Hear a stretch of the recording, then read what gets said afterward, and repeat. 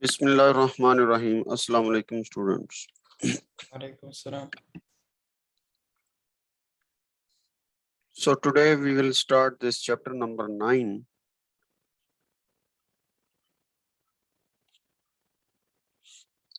The title of this chapter is Linear Momentum and Collision. Linear Momentum and Collision.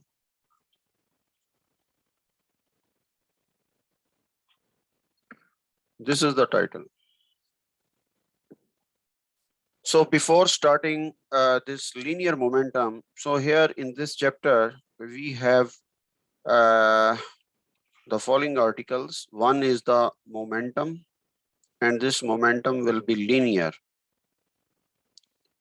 And second, we will discuss the impulse. But before impulse, we will discuss law of conservation of momentum. Conservation of momentum. And then we have Newton's second law. Newton's second law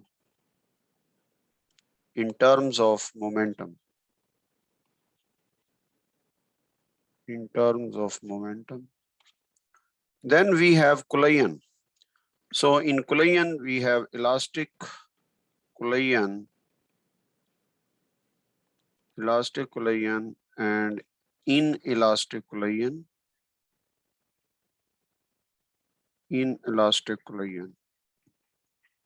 And then we will discuss in detail that elastic collision in one dimension,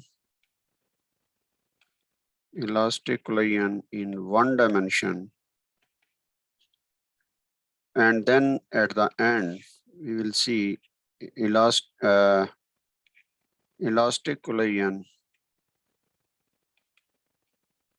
in two dimension. But also we will discuss inelastic collision in one dimension. So these are the articles in this chapter number 9. And the title is Linear Momentum and Collision. So today, up to now, we will discuss all these articles up to number 4. So these are simple and easy article, I think so. But let's see in detail. So before starting this linear momentum,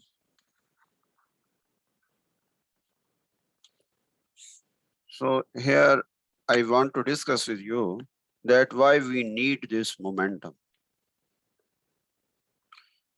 You know that if any football player, suppose this is a football player and he heads a football, this is a football, and he heads that ball. So why he had that ball? He want to change its velocity. When the football heads on the player, he want to change its velocity. One thing, want to change its direction. One second thing. So we can use the kinematic equations to predict the motion of the ball before and after this striking, which we call it collision. And also we apply the force and the Newton's laws to calculate how the motion of the ball changes when the ball is struck. We just discussed the motion of the ball, but we are not discussing the ball is coming on the head and how much time it connect with the head.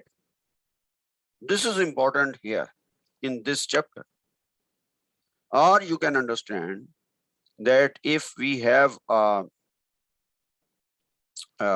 this cricket ball or this badminton shuttle, how much it impact with the racket. So this is important here. We want to discuss these things in this chapter. So such issues, to discuss such issues, we are giving a new concept of momentum.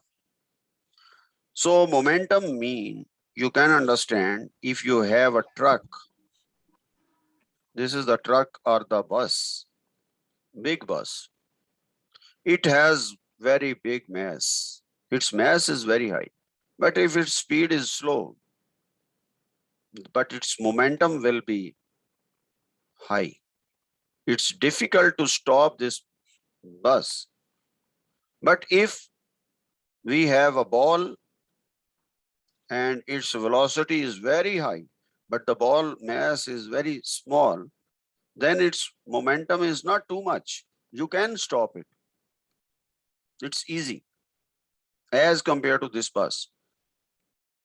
So in physics, momentum is, I am saying momentum, not movement. Movement is different. Movement is different, but here it is momentum. So momentum is actually the product of mass and velocity. And velocity is a vector quantity, and momentum is represented by P. So product of mass and velocity is called momentum. One thing, and momentum is vector quantity. If it is a vector quantity, it has components. Components mean you can write Pxi plus Pyj plus Pzk is equal to m into Vxi plus Vyj plus Vzk. You can write like this one. And if you open this one, then it will be Mvxi plus Mvyj plus Mvzk.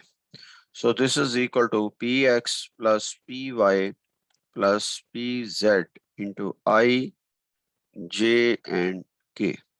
Now you can compare this one first with first here, then Px is equal to Mvx and Py is equal to Mvy and Pz is equal to Mvz.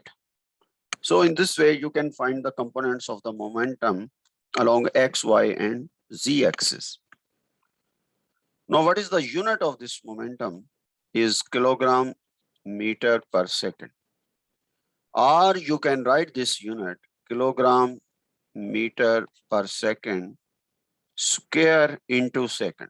I just divide the second and multiply the second. So this is our Newton.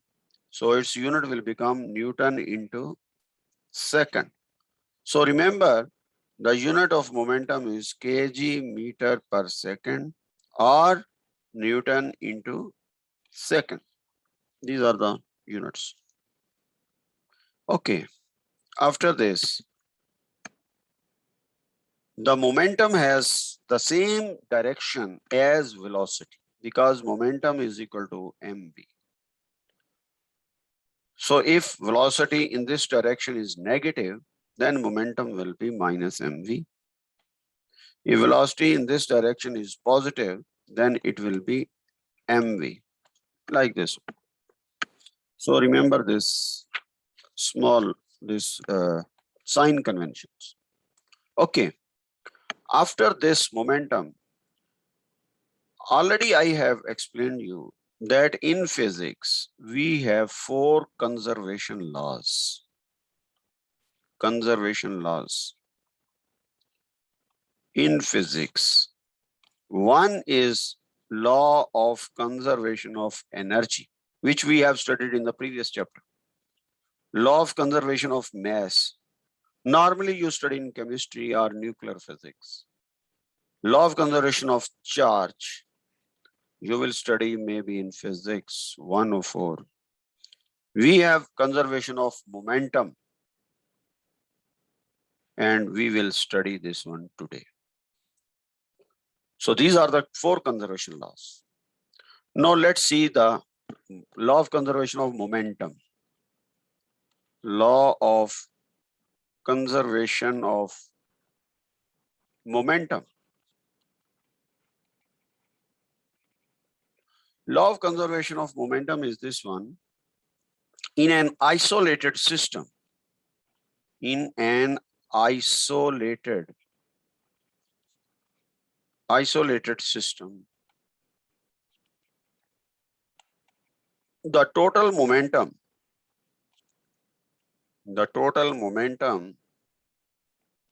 is always constant or conserved.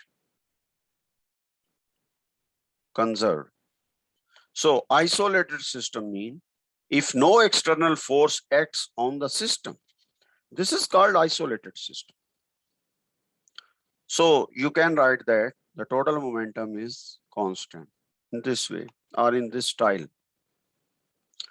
But you can understand this statement in another way, that if you have this gun and this gun has bullets, but inside this gun the bullets are at rest and its momentums is the same, and it is rest, the momentum is zero. Momentum depends on the velocity. So when the bullet is firing, it is going in this direction. So the gun is exerting a force on the bullet. The gun is exerting on bullet. And the bullet is exerting a force on the gun according to Newton's third law in this way. This is bullet on gun. Okay. So in this case, the total, if we take this whole system and no external force is acting on this system, then we can say that the initial momentum is equal to final momentum. So initial momentum is zero because gun is at rest, bullet is at rest, so it is zero. Gun is moving in this direction and bullet is moving in this direction. Suppose bullet mass is m and its velocity is v. In this direction, the gun mass is capital M and its velocity in this direction is u. So then the total momentum will be what? Total momentum will be mu plus mv. And this is your final momentum. So initial momentum is equal to final momentum, and this is called law of conservation of momentum. One thing. The second thing, in this case, we want to write the definition of Newton's second law in terms of momentum. Actually, Newton doesn't say that F is equal to ma. He doesn't say like this one. He said rate of change of momentum is called force. He said like this one. He doesn't say like this one. Rate of change of momentum is called force. Mean what? Mean this F is equal to delta P, change in momentum, over rate mean time, delta T, and this is equal to force. So from this equation, you can write delta P mean change in momentum. Change in momentum mean final momentum minus initial momentum. Velocity is a vector over delta T. You can write like this one, or you can write like this one, Vf minus Vi over delta T. Or you can write like this one, that force is equal to m delta V over delta T. So we know that delta V over delta T is acceleration. So that's why we are saying that F is equal to ma is also Newton's second law of motion. No, but in actual sense, F is equal to ma is an equation to find the force or to find the acceleration. But actually Newton said the rate of change of momentum is called force, and this is Newton's second law of motion. Okay. So after this, we want to discuss a new concept, and that is the impulse. Impulse is basically force for a very short interval of time. Very short interval of time. If you apply a force for a short interval of time, then it is called impulse. So from second law, we can define impulse delta P over delta T is equal to F. So F into delta T is equal to delta P. I can write this equation in this way if I multiply here and here. So this is delta P. So it means impulse is what? Impulse is change in momentum. Change in momentum. So you can say that change in momentum is impulse. It is denoted by I and it is a vector quantity. So you can write I is equal to F into delta T. You can write I is equal to delta P. You can write that it is mvf minus mvi. So these are the formulas to find the impulse. So remember, we can apply this equation if the force is constant. But if the force is variable, then we use this equation. I is equal to integral f into dt. So impulse is what? The impulse has the same unit as momentum. Same unit, Newton into second. If f is constant, then we apply the formula to find this impulse. So you just remember these formulas. F into t. If f is constant, I is equal to integral f into dt, f of x into dt, and this is t1 to t2 if f is variable. I is equal to delta p. Delta p mean mvf minus mvi. So after this, we have, now you can see this one is formula, this is formula, this is formula. And the fourth formula we will use graphically. So graphically mean what? So graphically mean that if we plot a graph between force and time, this is force and this is time, then if we have this area, and this area will give you impulse. So impulse is equal to area under f of t graph. This is f of t graph. If we take the area, then it will give you impulse. So we have this 4-5 formulas. We will use 4-5 formulas to find the impulse. It depends on which kind of data is given. One thing. The second thing, you have studied in chapter number 7 and 8. Now I'm writing the analogy. Analogy means the relation with an work energy principle. With work energy principle. Work energy principle is what? That delta K, change in kinetic energy, is equal to work done.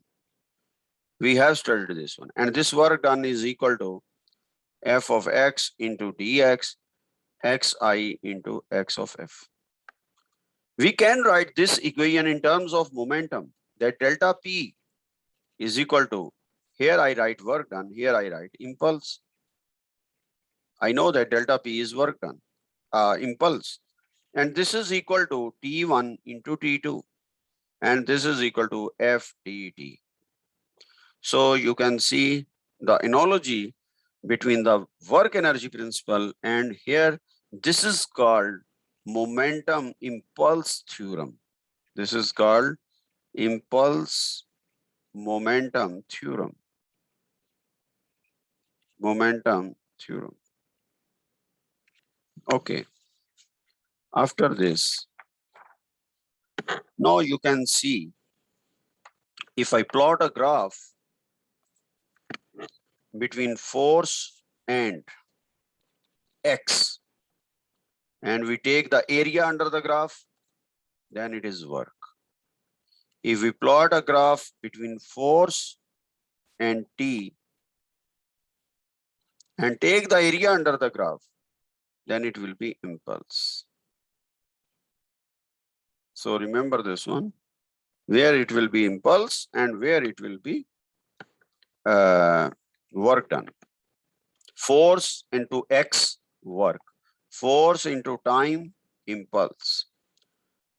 Okay. The last thing which you should remember is what? A force acting on a particle, a force acting on a particle both creates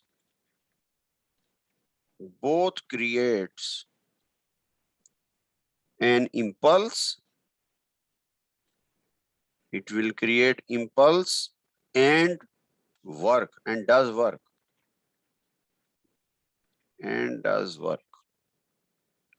So it means both changing kinetic energy and impulse. Changing kinetic energy and impulse. So it means what? This statement means what? This statement means that if you are applying a force on an object, on a particle, it doesn't mean that it only changes its impulse or it only changes its work, but it changes both. How? Kinetic energy is equal to 1 over 2 mv square. This is equal to 1 over 2 mv square. I multiply with mass divided by mass from my side. 1 over 2 into this is m square v square over m. M with multiply with this m. So this is equal to 1 over 2m into, and this is what? mv whole square. So mv whole square, mv is what? mv is equal to p. So p square. So you can write the kinetic energy is equal to p square over 2m. Now in this case, you can see that kinetic energy is related with the momentum, and its relation is directly proportional to p square. So you should remember this one.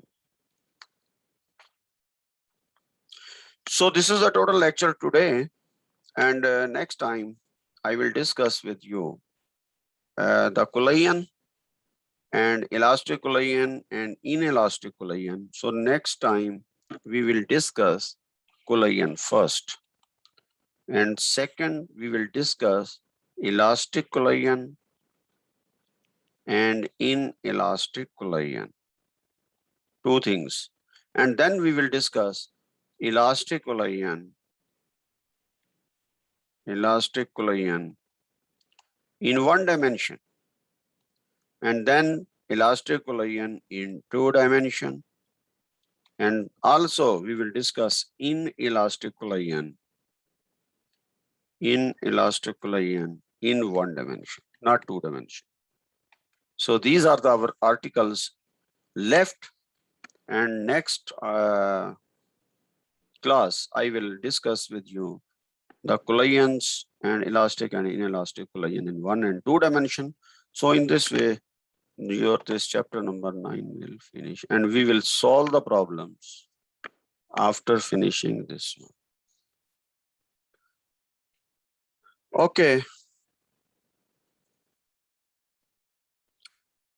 Inshallah, see you in the next lecture next week. Thank you. Thank you, sir. Thank you. Assalamu alaikum.